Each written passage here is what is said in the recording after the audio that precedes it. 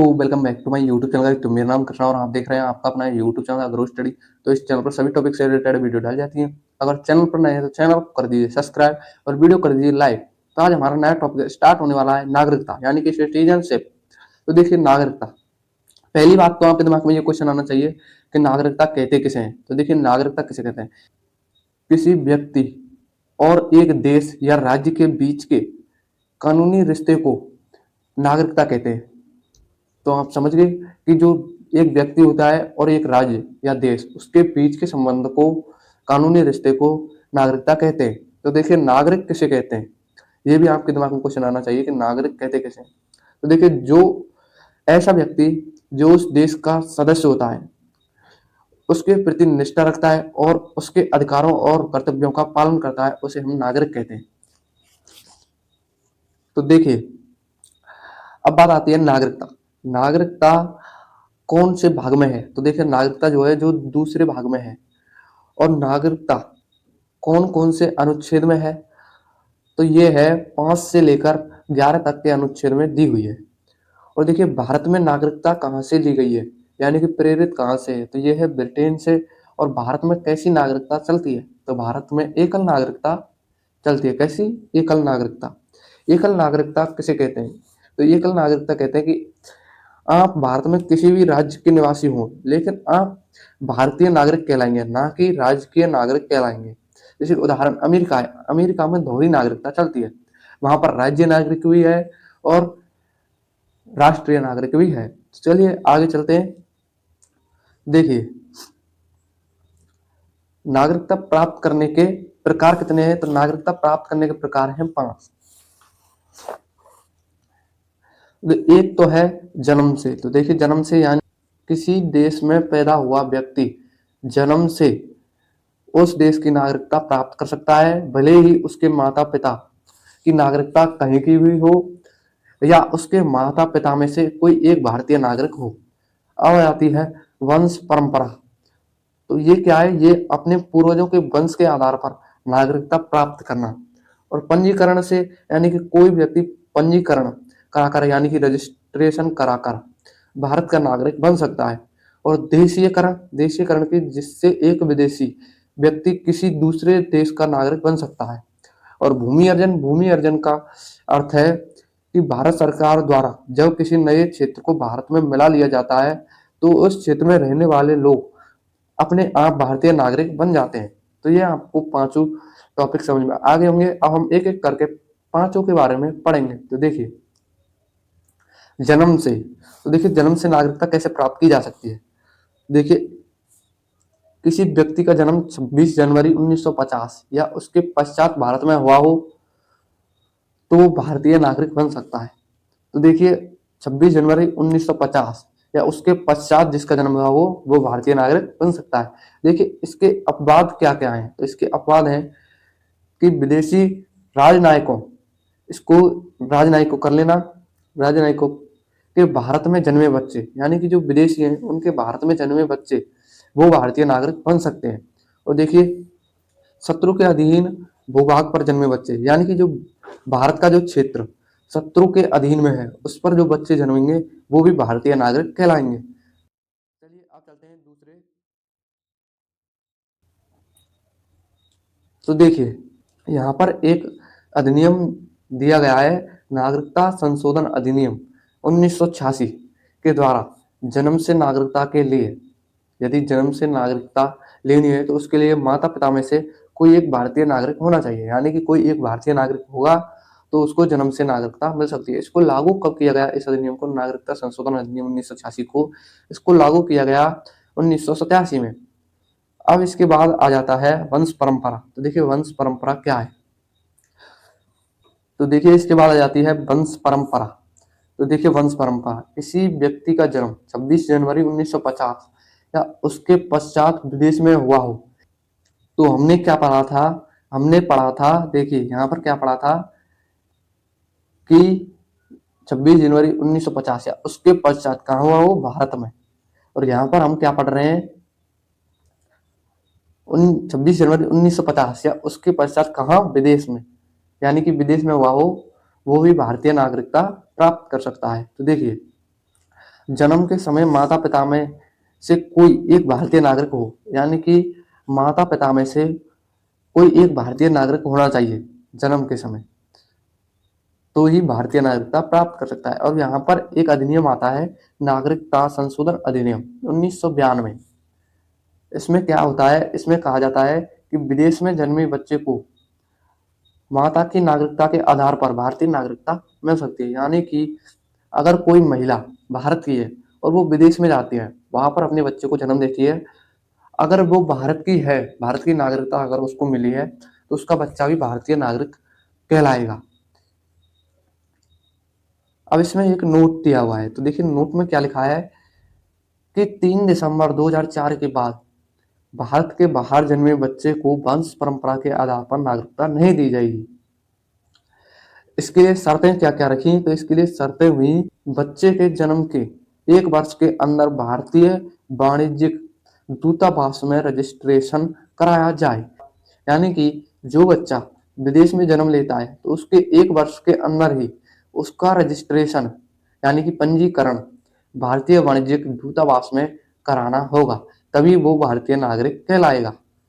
अब चलते हैं आगे। इसके बाद आ जाता है तीसरा, पंजीकरण। तो देखिए पंजीकरण से कैसे हम भारतीय नागरिक बन सकते हैं। तो देखिए, ऐसा व्यक्ति जिसका जन्म भारत में हुआ हो लेकिन भारत के बाहर रहता हो, यानी कि कोई व्यक्ति अगर भारत में जन्मा है और वह भारत के बाहर यानी कि दूसरे देश में रहता हो, तो उसको भी भारतीय नागरिकता मिल सकती है। और देखिए दूसरा पॉइंट है इसमें कि विदेशी महिलाएं, जो विदेशी महिला भारतीय पुरुष से विवाह कर चुकी हो या करने वाली हो, यानी कि कोई विदेशी महिला है वो भारतीय नागरिक से ब्याह करने वाली हो या कर लिया, तो उसको भारतीय नागरिकता मिल सकती है। तो देखिए इसमें इसके लिए शर्तें क्या क्या रखी। देखिए इसके लिए शर्तें हुई कि भारत में निवास कितना करना पड़ेगा। तो देखिए 5 से 7 वर्ष तक भारत में रहना पड़ेगा, और आवेदन के 1 वर्ष पहले से भारत में रह रहे हो, यानी कि जो इन्होंने पंजीकरण कराया उससे 1 वर्ष पहले से ये भारत में रह रहे हो। तो देखिए अब आता है देशीयकरण। तो देखिए देशीयकरण किसे कहते हैं। तो देखिए कोई विदेशी व्यक्ति जो अपनी इच्छा से भारत की नागरिकता ग्रहण करना चाहता है, यानी कि कोई विदेशी व्यक्ति है वो अपनी इच्छा से अगर भारत की नागरिकता ग्रहण करना चाहता है तो वो कर सकता है। किसके माध्यम से, देशीयकरण के माध्यम से। और देखिए, और भारतीय नागरिकता के आवेदन के लिए 1 वर्ष से भारत में रह रहा हो और कुल मिलाकर 11 वर्षों तक वह भारत में रहा हो। तो देखिए नागरिकता संशोधन अधिनियम 2019 के द्वारा 11 वर्ष से घटाकर 5 वर्ष कर दिया है, और इसे सुप्रीम कोर्ट ने लागू कब किया, 2024 में इसे लागू किया गया। यानी कि कुल मिलाकर अगर वो 11 साल तक रह रहा है भारत में, वही भारत की नागरिकता प्रदान कर सकता था। अब लेकिन ऐसा नहीं है, अब 5 साल उसे कर दिया गया है, यानी कि अगर वह पिछले 5 साल से भारत में रह रहा है तो वो भारत की नागरिकता प्रदान कर सकता है। देखिए संविधान में उल्लिखित भाषाओं में से किसी एक भाषा का उसे अच्छी तरह से ज्ञान होना चाहिए।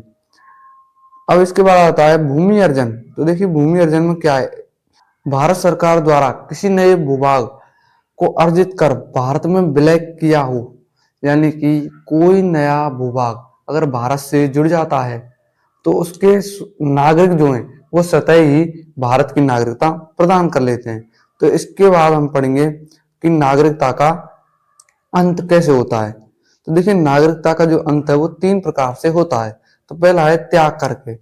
जब कोई व्यक्ति अपनी इच्छा से भारत की नागरिकता छोड़ देता है तो उसे हम कहते हैं त्याग करना। तो देखिए जब कोई व्यक्ति स्वयं अपनी नागरिकता छोड़ देता है, इसमें एक ये पॉइंट है। देखिए उदाहरण क्या है, यदि कोई व्यक्ति भारतीय नागरिक किसी दूसरे देश की नागरिकता ले लेता है और भारत की नागरिकता छोड़ने की घोषणा करता है तो उसकी नागरिकता समाप्त हो जाती है। यानी कि कोई व्यक्ति भारत का है, वो भारत की नागरिकता छोड़ना चाहता है तो उसे दूसरे देश की नागरिकता लेनी है, तो वो दूसरे देश की नागरिकता लेगा तो स्वतः ही भारतीय नागरिकता समाप्त हो जाएगी। तो इसके बाद दूसरा पॉइंट आता है निरसन। यानी कि पर्यावसान, इसे हम कहते हैं टर्मिनेशन। तो देखिए, जब कोई व्यक्ति अपनी इच्छा से किसी दूसरे देश की नागरिकता ग्रहण कर लेता है, तो जो उसकी नागरिकता है वो अपने आप समाप्त हो जाती है, जैसे कि पहले पॉइंट में मैंने आपको बताया था। तो देखिए, यह प्रावधान भारतीय नागरिकता अधिनियम 1955 की धारा 9 के अंतर्गत आता है। ये हो जाता है हमारा दूसरा पॉइंट।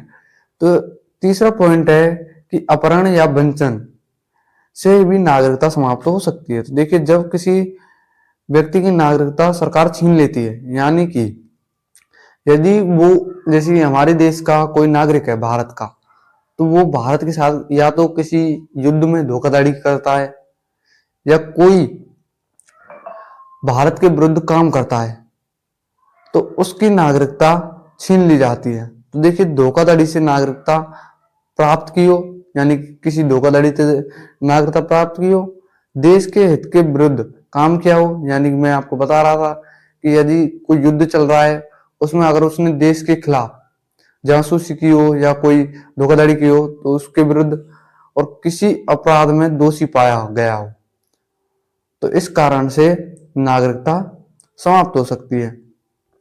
तो ये हमारे पॉइंट हो जाते हैं कुछ खत्म। तो अब हम पढ़ेंगे 5 अनुच्छेद से 11 अनुच्छेद में क्या दिया हुआ है। तो देखिए, 5 अनुच्छेद में, 5वें अनुच्छेद में क्या दिया हुआ है कि संविधान लागू होने के समय की नागरिकता दी हुई है। तो देखिए, जब भारत का संविधान 26 जनवरी 1950 को लागू हुआ, तब जो व्यक्ति भारत में रहते थे, और यानी कि जो भारत में पैदा हुए थे, जिनके माता पिता में से कोई भारत में पैदा हुआ था, जो 5 साल से भारत में रह रहे थे, वे नागरिक बन सकते हैं भारत के।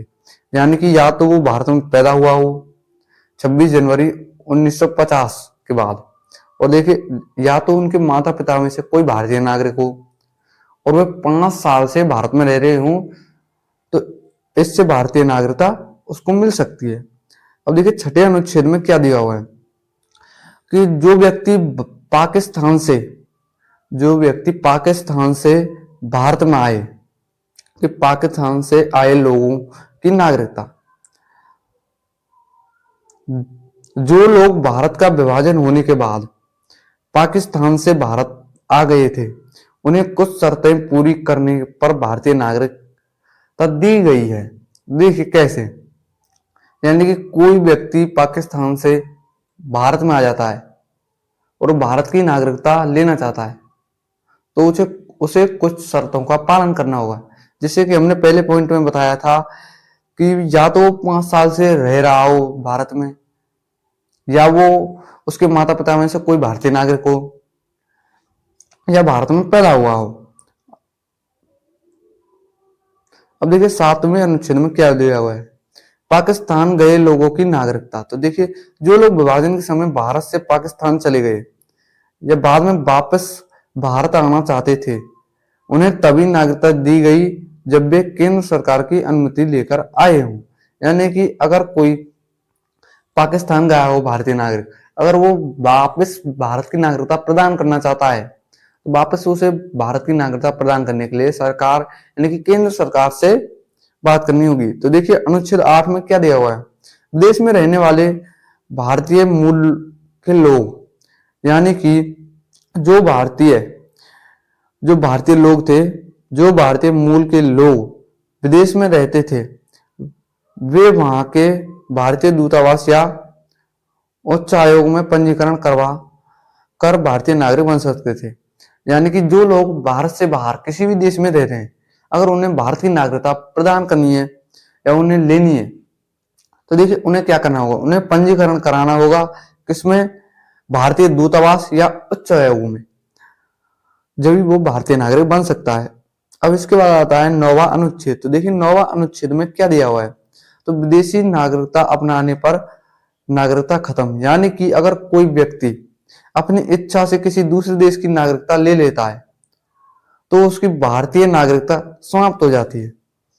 यानी कि हमने शुरू में बताया था, यदि कोई व्यक्ति अपनी इच्छा से किसी दूसरे देश की नागरिकता प्रदान करना चाहता है, तो उसकी जो नागरिकता है, भारतीय नागरिकता, वो स्वतः ही समाप्त हो जाएगी। अब देखिए, 10वें अनुच्छेद में क्या दिया हुआ है, तो 10वें अनुच्छेद में दिया हुआ है नागरिकता का अधिकार बना रहेगा। लेकिन जो व्यक्ति भारत का नागरिक है, वह तब तक नागरिक रहेगा जब तक संसद कोई नया कानून बनाकर उसकी नागरिकता खत्म नहीं कर रही। यानी कि जो जो व्यक्ति है वो भारत का नागरिक, यानी कि जो भारत का नागरिक है वो तब तक रहेगा जब तक कि जो संसद है वो कोई नया कानून बनाकर उसकी नागरिकता खत्म नहीं कर दे। अब इसके बाद आता है 11वां अनुच्छेद। देखिए 11वें अनुच्छेद में क्या दिया हुआ है, संसद की शक्ति, यानी कि संसद को अधिकार है कि वह कानून बनाकर नागरिकता से संबंधित नियम तय करे। इसी अधिकार के तहत संसद ने नागरिकता अधिनियम 1955 पारित किया था। देखिए ये हमारा टॉपिक हो जाता है समाप्त, नागरिकता। इसके बाद हम पढ़ेंगे मूल अधिकार। तो वीडियो कैसा लगा, अगर वीडियो पसंद आया तो चैनल कर देना सब्सक्राइब और वीडियो कर देना लाइक। Thanks for watching. जय हिंद, जय भारत।